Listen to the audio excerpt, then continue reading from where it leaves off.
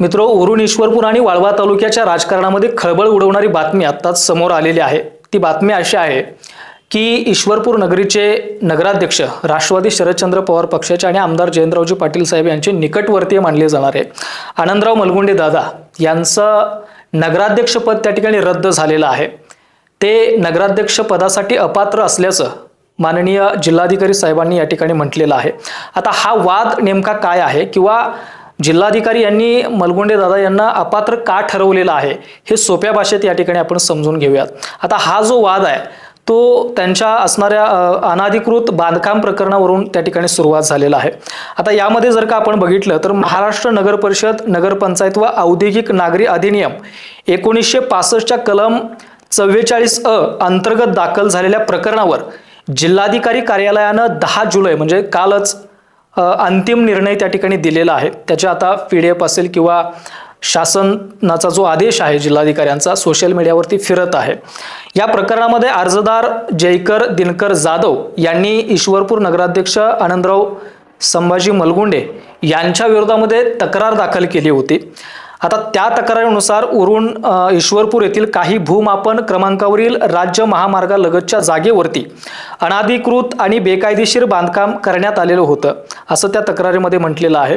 संबंधित बांधकाम हटवण्यासाठी नगरपालिकेकडून किंवा नगराध्यक्षांच्याकडून आवश्यक ती कारवाई करण्यात आलेली नाही असा आरोप थेट त्या तक्रारीमध्ये करण्यात आलेला होता। आता या प्रकरणामध्ये दोन्ही बाजूंचा युक्तिवाद, कागदपत्रे आणि शासकीय नोंदी आणि संबंधित कायद्याचा सखोल विचार केल्यानंतर जिल्हाधिकाऱ्यांनी आपला निर्णय त्या ठिकाणी दिलेला आहे। आता त्या निर्णयामध्ये नमूद करण्यात आलेलं आहे की संबंधित जागेवरील अनाधिकृत बांधकामाबाबत आवश्यक ती कारवाई करण्यात आलेली नसल्याचं स्पष्ट होत आहे। त्यामुळे महाराष्ट्र नगर परिषद अधिनियमातील कलम 44(1) अंतर्गत नगराध्यक्ष अपात्र ठरत असल्याचा निष्कर्ष जिल्हाधिकारी यांनी त्या ठिकाणी नोंदवलेला आपल्याला बघायला मिळतोय।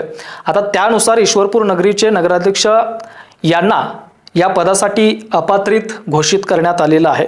मात्र अर्जदारानं नगरपालिकेचे काही पूर्वीचे ठराव सुद्धा रद्द करण्याची मागणी केलेली होती, मात्र ते ठराव कायद्यामध्ये रद्द करण्याच्या भूमिकेमध्ये बसत नसल्यामुळे ते ठराव देखील त्यामध्ये रद्द करण्यात आलेले नाहीत।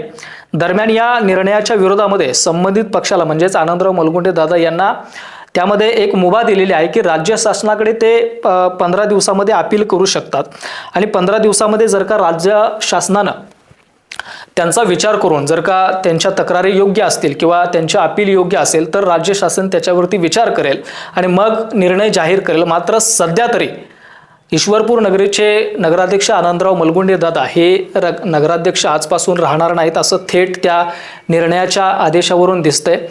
आता त्यामध्ये जयकर जाधव म्हणजे त्यांना घनश्याम जाधव असं म्हटलं जातं, त्यांनी आनंदराव मलगुंडे दादा यांच्या विरोधामध्ये अनाधिकृत बांधकामाविषयी तक्रार केली होती आणि त्याच तक्रारीचा निकाल काल 10 जुलै रोजी झालेला आहे आणि आदेश आज शासन निर्णय जिल्हाधिकाऱ्यांनी यांनी काढलेला आपल्याला बघायला मिळतोय। त्यामुळं ही जिल्ह्याच्या राजकारणात असेल किंवा वाळवा तालुक्याच्या राजकारणात, उरण ईश्वरपूर शहराच्या राजकारणात एक मोठी खळबळ उडवणारी घटना त्या ठिकाणी समजली जाते।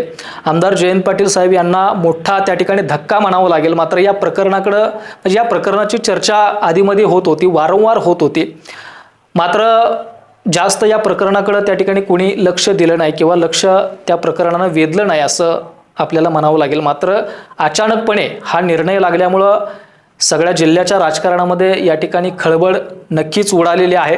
मात्र आनंदराव मलगुंडे दादा यांनी जर का शासनाकडे अपील केली 15 दिवसामध्ये आणि शासनानं त्याच्यावरती त्यांचा योग्य तो निर्णय दिला तर त्यांचं पद जे आहे ते टिकू शकतं। अन्यथा आजपासून आनंदराव मलगुंडे दादा हे उरण ईश्वरपूर शहराचे नगराध्यक्ष राहिलेले नाहीत, यामध्ये 100% तथ्य आहे।